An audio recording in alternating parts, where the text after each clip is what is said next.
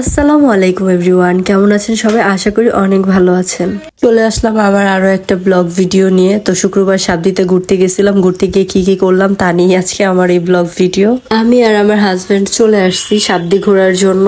তো যেহেতু বিকাল টাইম, তো আমরা আজকে মূলত উদ্দেশ্য আমাদের নৌকা দিয়ে ঘোরা। হাজবেন্ডকে বাসা থেকে টেনে টুনে নিয়ে আসছি মোহনার তীরে যাওয়ার জন্য। তো নদীর মাঝখানে যাব, ছবি তুলবো কিছু, এই কারণে। তো আমার ক্ষুধা লেগে গেছে, যেহেতু লং টাইম আমাদের পানির মধ্যে থাকতে হবে, তাই ভাবলাম কিছু খাওয়া দাওয়া করে নিই। দেন আমি আর আমার হাজবেন্ড একটু ফাইজলামি করলাম, ভিডিও টিডিও করলাম, ছবি তুললাম, টিকটক ভিডিও বানালাম।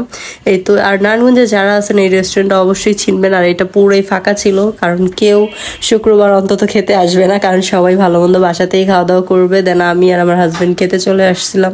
আমি আমার একার জন্য খাবার অর্ডার দিছি, কারণ আমার মেয়ে আর হাজবেন্ড বাসা থেকে খেয়ে আসছে, তারা নাকি খাবে না। তো আমি যেহেতু ছবি তুলবো, ভিডিও করব, আবার কে কে লক্ষ্য করছেন জানি না, আমি আজকে শাড়ি পরছি, তাই শাড়ি সামলাইতে সামলাইতে আমার অনেক ক্ষুধা লেগে গেছে, তাই আমি একাই খেয়ে দিয়ে নিলাম। তো যে খাবে খাবে, যে খাবে না আমার কিছু করার নাই।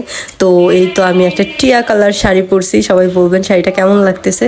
তো আমাদের খাওয়া দাওয়া শেষে আমরা নেমে গেছি নৌকাতে ঘুরতে যাওয়ার জন্য। নেমে গেছি বলতে রাস্তা থেকে একটু নিচে ঢালোতে আর কি, নৌকা যেখানে বাঁধা ছিল ওইখানে নামছি আমরা। তো ওই তো দেখতে পাচ্ছেন আপনারা টলার গুলো ছিল। তো আমার হাজবেন্ড আমাকে হাত ধরে উঠাই দিতেছিল, আমি একা একা উঠতে পারি না শাড়ি পরে, তাই।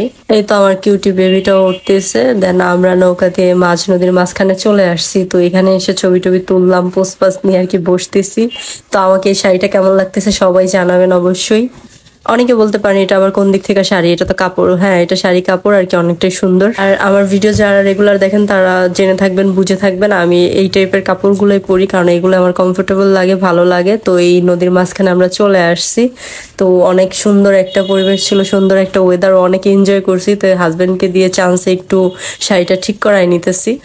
আজকের দিনটা অনেক ভালো লাগছে। তো আমার এই ব্লগটা কার কার ভালো লাগছে কমেন্টে জানাবেন, কে কোথা থেকে দেখতেছেন তাও কমেন্টে জানাবেন। তো আমরা এখন বাসায় চলে আসতেছি, তারপর আবার আমরা গরম গরম পেঁয়াজও নিয়ে নিছি সাবদি বাজার থেকে, খেতে খেতে বাসায় চলে আসছি।